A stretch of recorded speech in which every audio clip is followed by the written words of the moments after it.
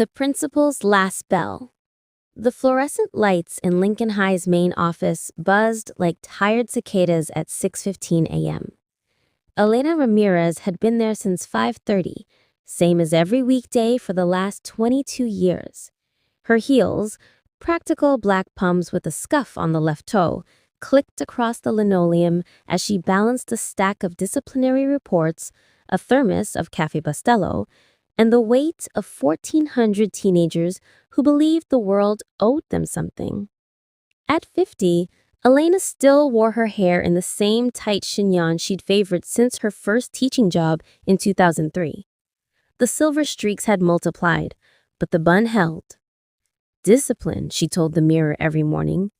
Discipline keeps the chaos out. "Morning, Miss R," called Mr. Kowalski, the janitor, pushing his cart past the trophy case. "You ever sleep?"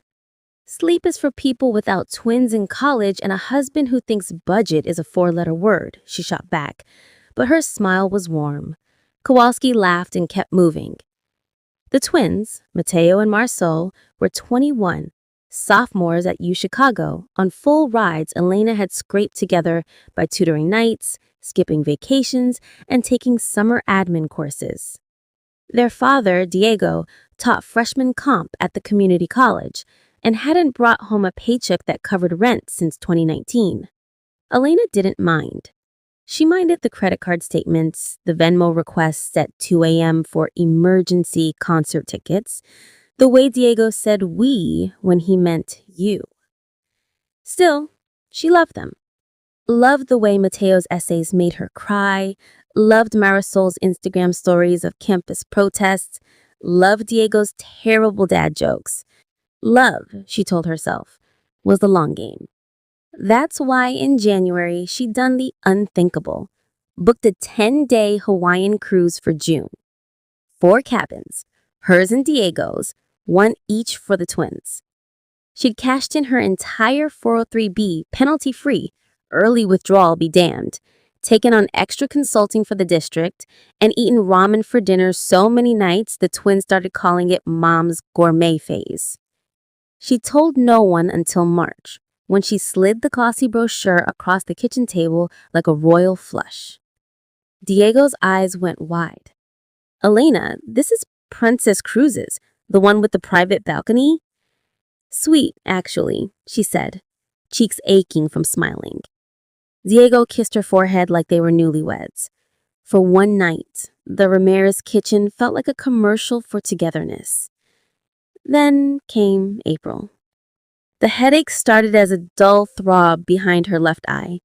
She blamed the budget meetings, the senior pranks, the sophomore who'd tried to set the chem lab on fire with Axe body spray. By May, the pain was a railroad spike. She popped ibuprofen like Tic Tacs and kept smiling at faculty meetings. June 10th, 5 days before embarkation, she was in the gym supervising graduation rehearsal when the world tilted. The podium rushed up to meet her. The last thing she heard was the band director shouting her name.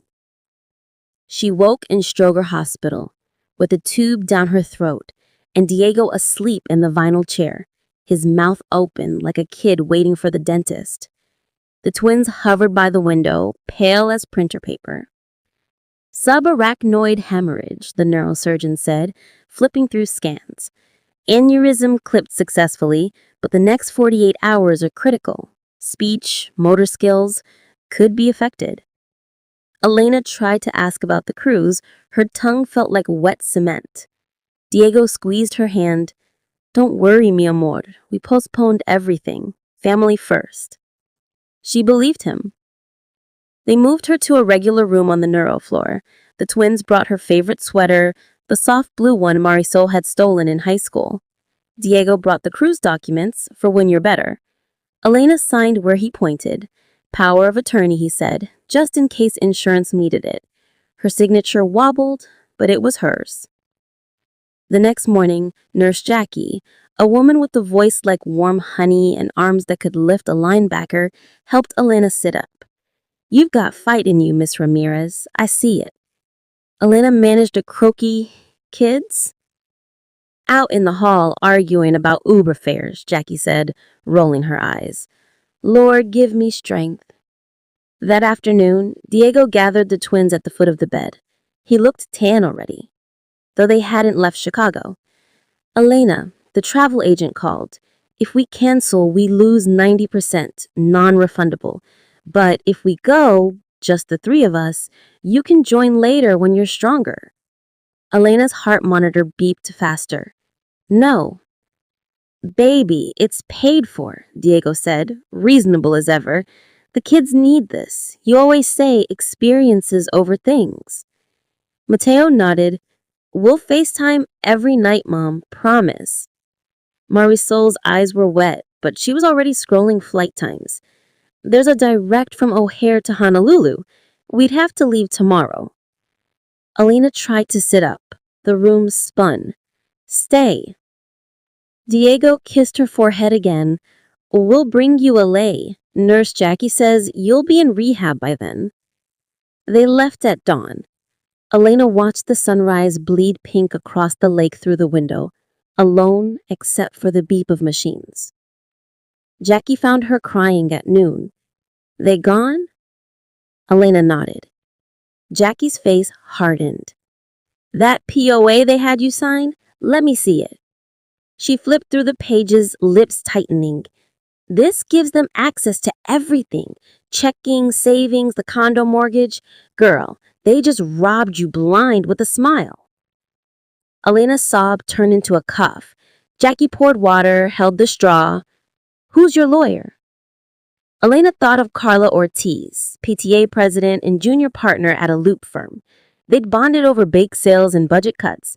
She whispered the number. Carla arrived in court shoes in fury.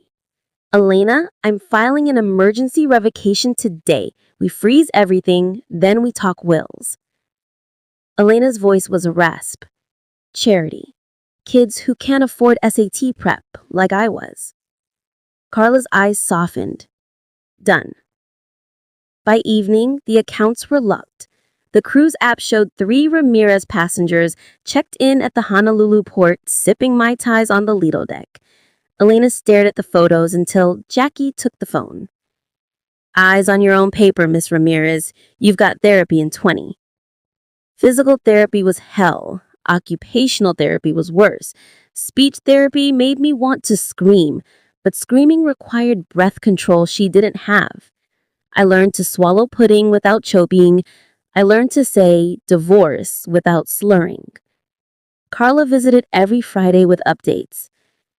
Diego tried to withdraw $5,000 for excursion fees, bounced like a bad check.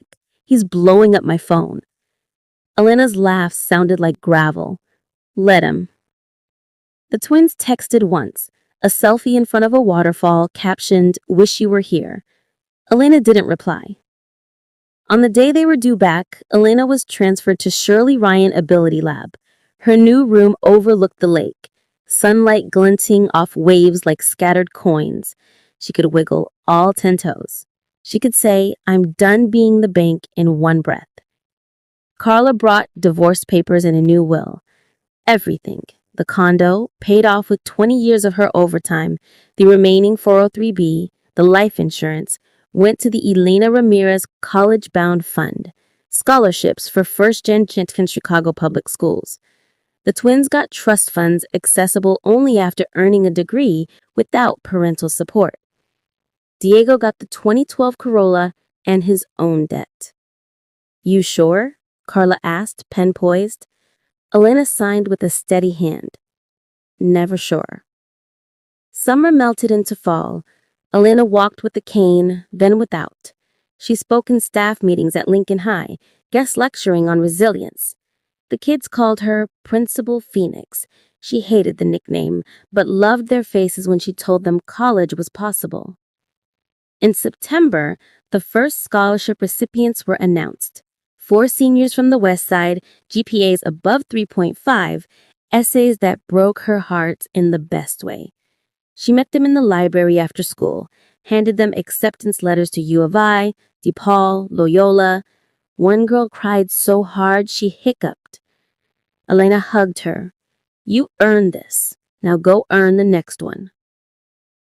October brought Diego to the rehab center's lobby, thinner, wearing a suit that didn't fit. Can we talk? They sat by the fountain. Ducks paddled past like they had places to be. I was wrong, he said without preamble. We all were. The kids, they're drowning. Marisol's on academic probation. Mateo's working nights at Starbucks. I'm tutoring ESL for $12 an hour. Elena waited. I don't want back in, he continued. I just want to say I'm sorry.